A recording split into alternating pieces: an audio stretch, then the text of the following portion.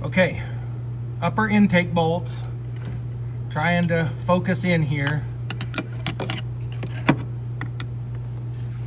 So you've got that one right there. That one's not terrible to get at, but that one there, right there, that is a son of a gun. I can't find any video online to help with this, so I'm trying to make one. So what I used is this in there and slowly turn that until it cut loose enough that I can work it with my fingers. All the rest of them aren't too bad. There's a tight one on the other side, but literally 10 minutes you can have all the bolts out except that one back in there. Had to take this hose off and push him out of the way. Working on this wonderfully engineered marvel here. Got to get the intakes off. There's an upper, lower. Two pieces, can't come out together. Oh my gosh, this has been a pain. But this thing here, worth the money. Yeah.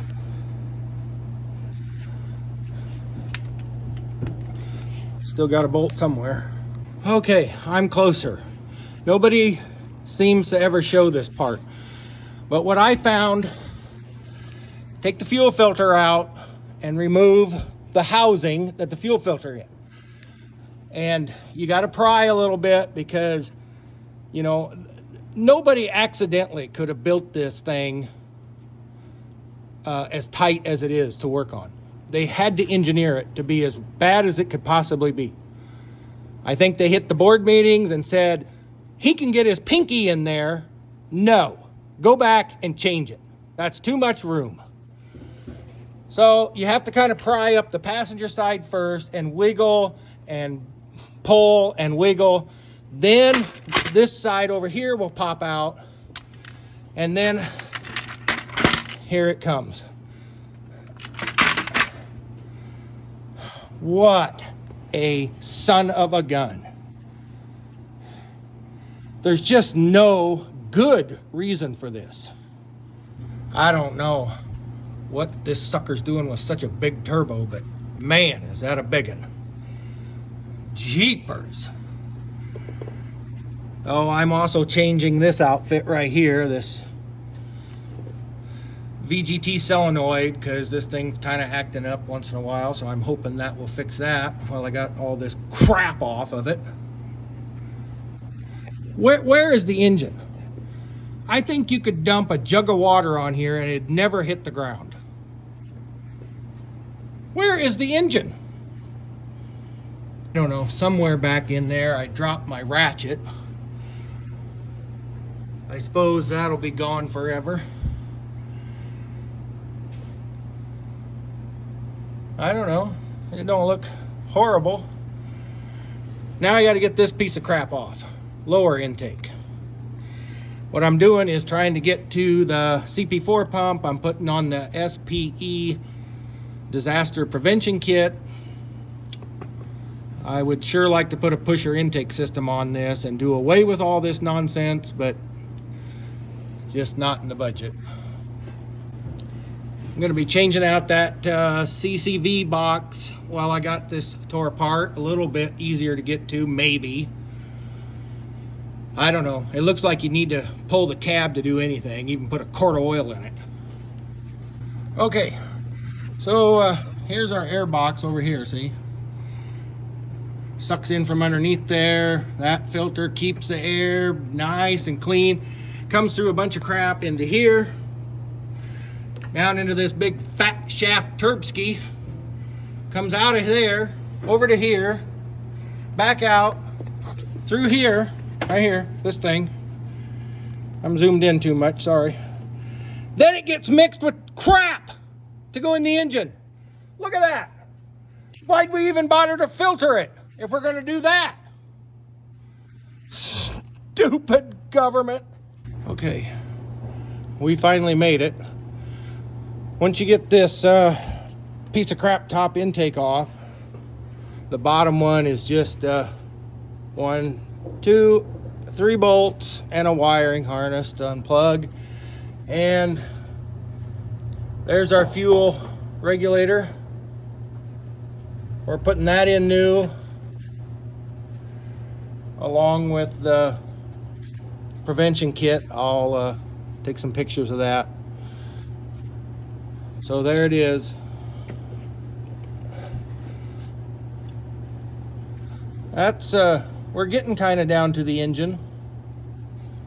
Gonna change that CCV box yet.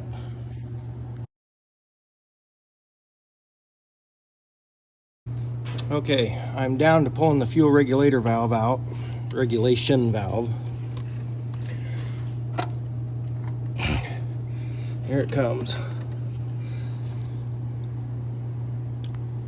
Oh, that is beautiful. There you go. Okay, I am ready to go back together. Got a brand new fuel regulation valve from Ford. Got this ready to go. In this kit they send 4 O-rings, 2 like this and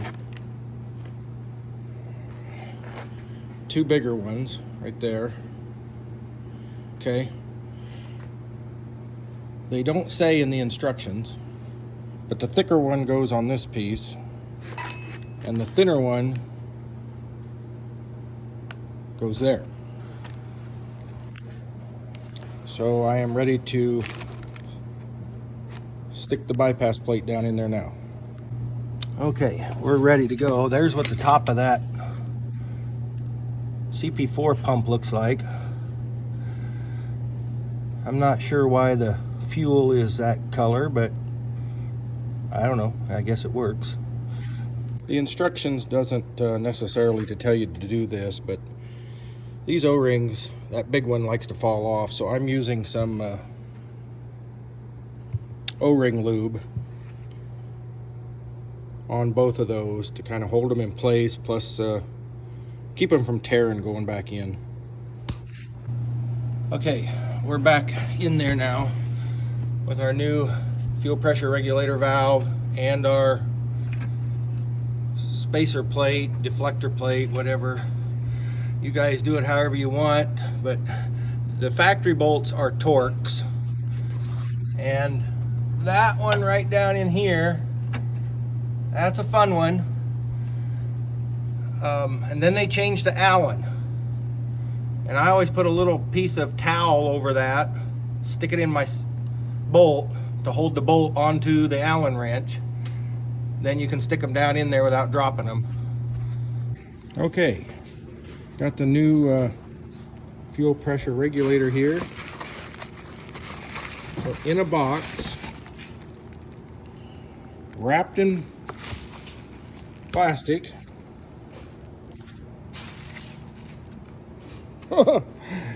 In a tube.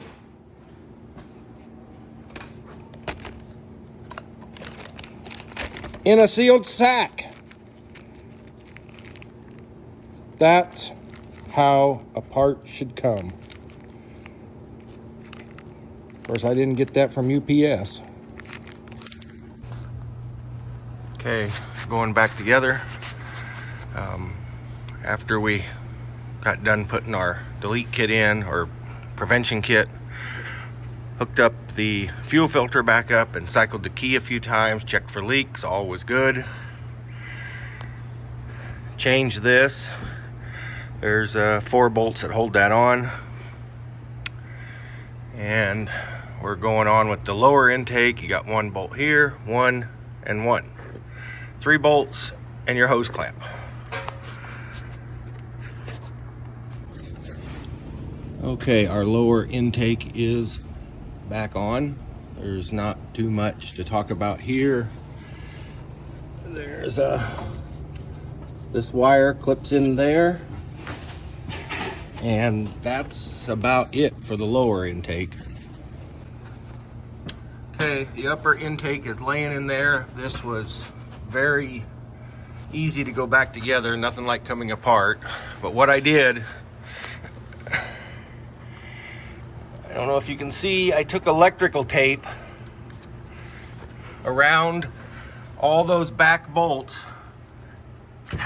and brought the tape up and taped it to the top of the intake to hold those 4 bolts up. And I think that made a big difference. Okay, we are about done.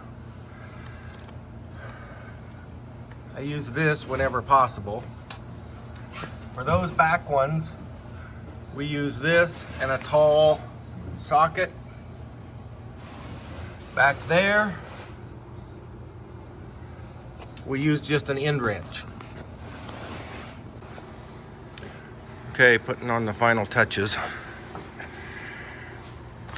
One thing that does not work very well is this line that SPE provided.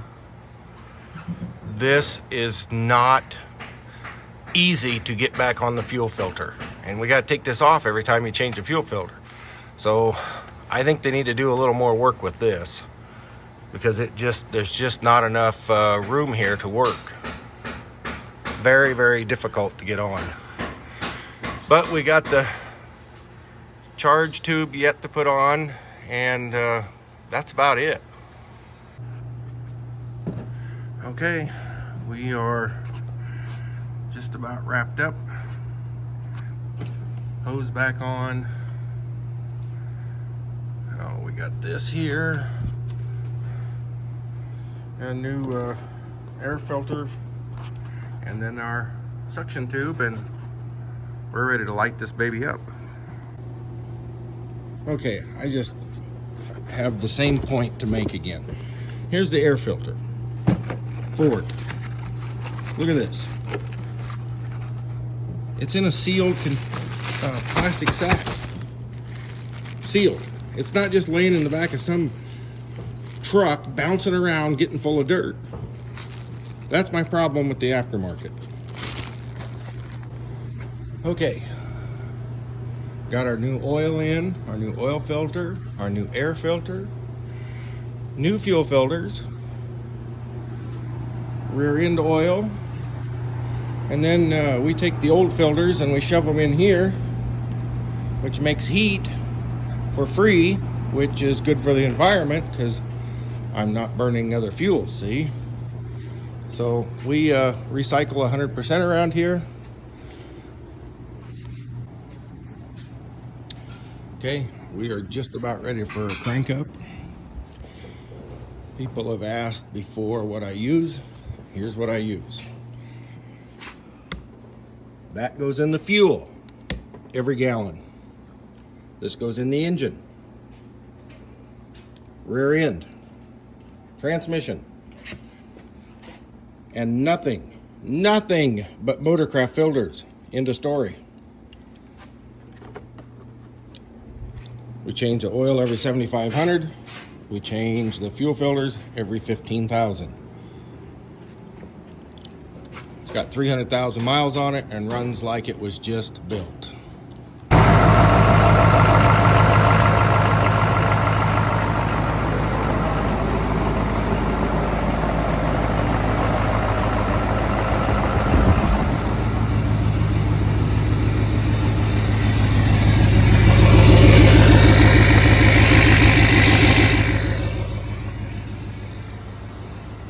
Ain't that sounded sweet?